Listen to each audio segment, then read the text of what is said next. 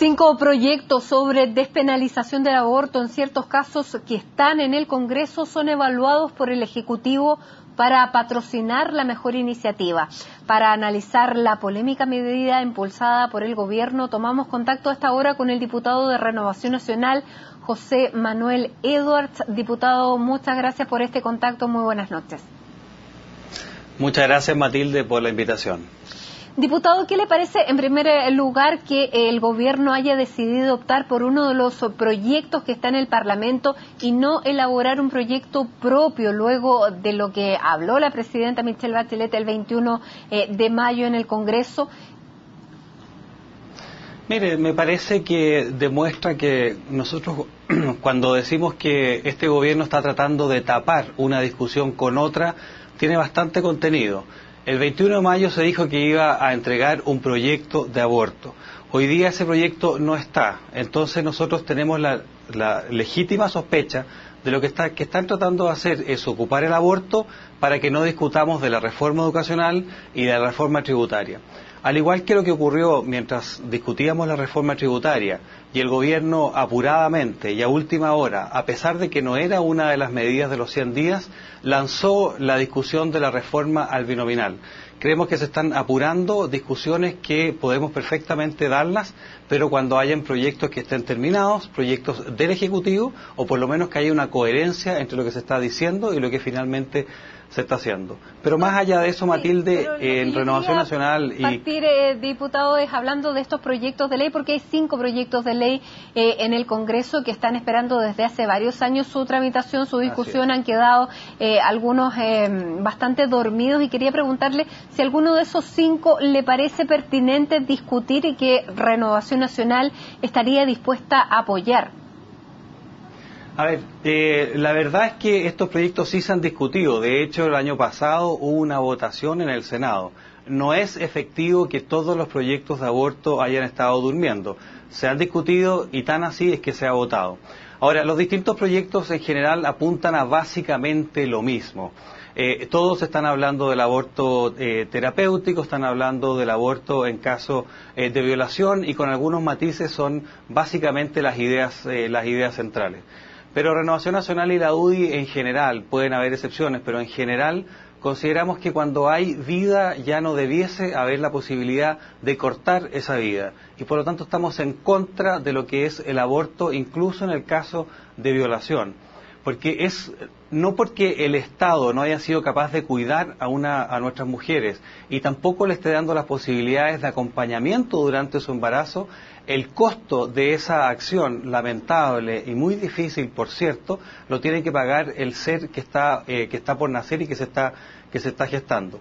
Y en el caso del aborto terapéutico, no sé, Matilde, te hago la pregunta, pero yo no he escuchado en muchos años que una mujer haya muerto por el hecho de estar embarazada. Hoy día ya se practica, en la práctica eso ya ocurre, y eso tiene una razón muy simple, y es porque tenemos que cuidar la vida de la madre también. Bueno, es muy importante lo conversábamos cuidar ayer con el rector de la Universidad Católica, diputado, lo conversábamos aquí ayer con el rector de la Universidad Católica, que él ha dicho que va a estar en desacuerdo y que en caso de que se aprobara una iniciativa de este tipo, no se van a realizar abortos en los hospitales de la red de la Universidad Católica, pero él aclaraba que en el caso de la vida de la madre, cuando estaba en juego, lo que se hace es tratar a la madre, y si eso trae como resultado correlativo que el feto, digamos, muera, eso es algo que se hace, que incluso está respaldado por el Vaticano. Por eso yo le quería preguntar sobre una propuesta de los senadores de la Democracia Cristiana, que es de octubre del 2011, de los senadores Ignacio Gócar, Jorge Pizarro, Andrés Saldívar y Mariano Ruiz Esquidenes, entonces, que ingresaron precisamente una moción para permitir la interrupción del embarazo ante riesgo demostrado de vida de la madre. Solo ese punto, ¿ustedes estarían dispuestos a apoyar un proyecto de este tipo? Matilde, eso hoy día ya ocurre. Lo que nos complica a nosotros es que en general, los que están a favor del aborto no están solamente a favor del aborto terapéutico en estos casos tan extremos. Lo que pretenden es simplemente crear una legislación para abrir la puerta al resto de los abortos. La pregunta que yo le hago a esos senadores que presentaron ese proyecto: ¿Por qué presentan o para qué, con qué objeto presentan un proyecto de algo que se hace regularmente el día de hoy y que está absolutamente aceptado? Para aquello no requerimos legislar, y por eso que nuestra postura es que, como ya el aborto terapéutico, entre comillas, ya está considerado, el aborto en caso de violación, que es el otro, no estamos de acuerdo porque se interrumpe una vida que no tiene nada que ver con el proceso. Entonces, la misma pregunta yo se la hago a usted, Matilde. ¿Para qué vamos a legislar sobre algo que ya se hace? Hay médicos, sobre todo, que dicen que eso respaldaría mucho más y mucho mejor su actuar médico ante posibles denuncias y querellas, y es por eso que para ellos eso sí tendría sentido, por eso se lo pregunto. Sí, y yo le hago una pregunta de vuelta a esos médicos. ¿Cuántas querellas o demandas ha recibido algún doctor que ha hecho un procedimiento de esa naturaleza? La verdad es que no han recibido absolutamente ninguna querella. Mire, por el lado que usted le busque, Matilde, la verdad es que no se necesita legislar y los doctores están perfectamente resguardados porque eso es una práctica general. Por lo tanto, no vemos la necesidad. No es una idea que se me ocurra a mí ni que yo le esté buscando la quinta pata al gato, sino que es efectivamente lo que dicen los facultativos y cada vez usted sabrá y comprenderá que hay más querellas y que los médicos se resguardan con cada vez seguros más altos que terminamos pagando todos. Por eso le hago la pregunta. Ahora, sigamos avanzando. Porque estos proyectos de aborto terapéutico, me decía usted que son para encubrir otros proyectos que sí se van a comenzar a discutir ahora tanto en la Cámara como en el Congreso, como en el Senado. El más próximo es el de la reforma tributaria. ¿Qué le parece a usted que finalmente el gobierno se haya abierto a hacer cambios en el tema de la reforma tributaria? A mí me parece muy bien que después de, bueno, quizás un poco tarde, pero me parece muy bien que el ministro de Hacienda por fin esté abriendo las puertas a que podamos mejorar una reforma tributaria, que es una reforma tributaria que no le hace bien al país, que va a afectar el empleo, va a afectar la inversión, afecta derechamente a la clase media y a las pymes. Por lo tanto, yo valoro muchísimo que finalmente haya una apertura. Pero del dicho que él diga que se abra, nosotros queremos verlo respaldado por hechos, y los hechos en estas circunstancias son apoyar indicaciones concretas que permitan que la reforma tributaria no afecte a la clase media, no afecte a las pymes y tampoco afecte tan fuertemente a la inversión, el ahorro y con eso al empleo. Pero sentido, por supuesto sí, que valoramos esta reunión. ¿Hay alguna indicación o alguna idea de las presentadas? Porque hay proyectos que se están trabajando tanto en la democracia cristiana como en la misma oposición. Hay incluso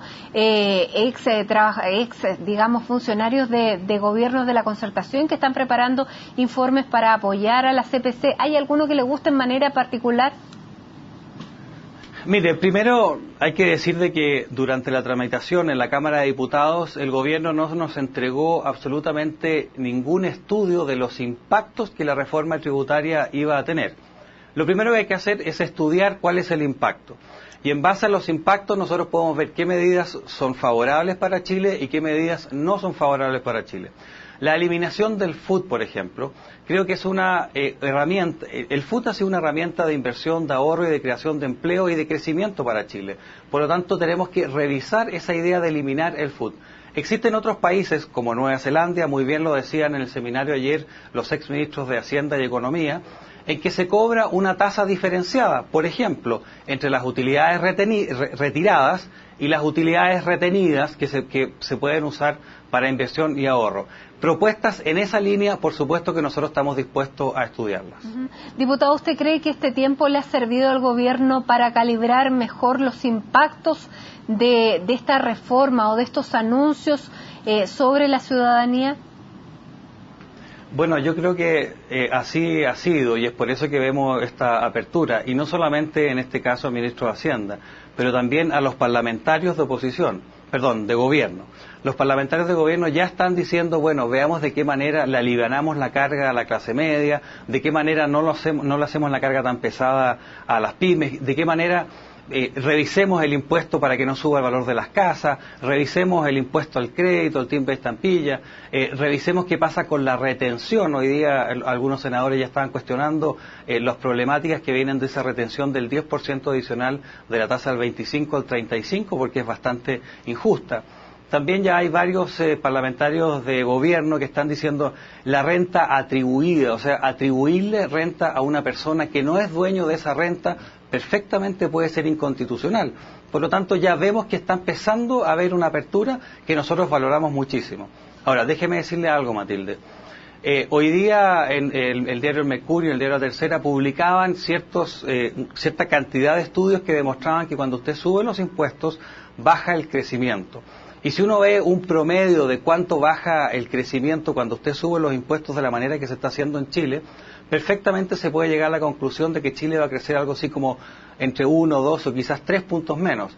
Y si usted crece 2 puntos menos, o sea, un 2% menos cada año, al final de los 4 años ya se recauda lo suficiente, la misma magnitud que la reforma tributaria, pero además el país creció y no solamente se recaudó en el sector público, sino que también el sector privado creció y todos los chilenos tenemos más y mejora nuestra calidad de vida. Por lo tanto, creo que lo mejor que podemos hacer es ver una agenda de impulso competitivo, una agenda de crecimiento para así recaudar más y que los chilenos tengamos una mejor calidad de vida sin afectar el empleo y sin afectar la clase media y a las pymes.